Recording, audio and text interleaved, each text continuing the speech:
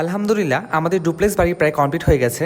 এই জায়গাটাতে কি পরিমাণ পরিশ্রম, সময় আর অর্থ ব্যয় করলে এরকম একটা বাড়ি হয় বলতে পারবেন? আমার বাবা মা, বোন, আমি এবং আমার পুরো পরিবারের আর্থিক ব্যয় ও মানসিক এবং শারীরিক পরিশ্রমের ফলস্বরূপ আজকে আলহামদুলিল্লাহ আল্লাহর রহমতে ডুপ্লেক্স বাড়িটি প্রায় কমপ্লিট। 2024 সালে ডিসেম্বর মাসের মাঝামাঝি সময় কাজ শুরু করি।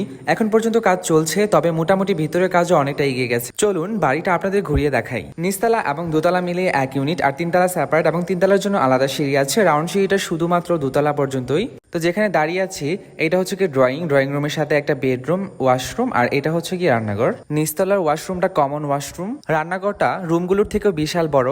আর এইটা হলো গিয়ে ডাইনিং, রাউন্ড সিঁড়ির নিচে রান্নাঘরের সাথেই।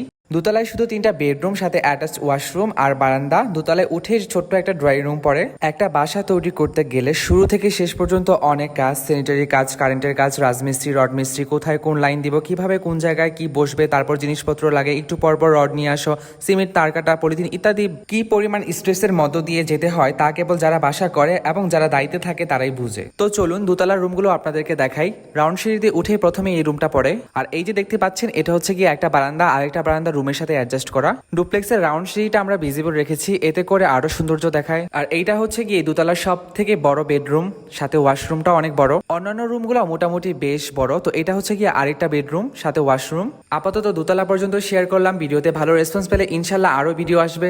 ভিডিওটি ভালো লাগলে অবশ্যই লাইক, কমেন্ট, শেয়ার করবেন। আর যদি কিছু জানতে চান তাহলে অবশ্যই কমেন্ট করবেন।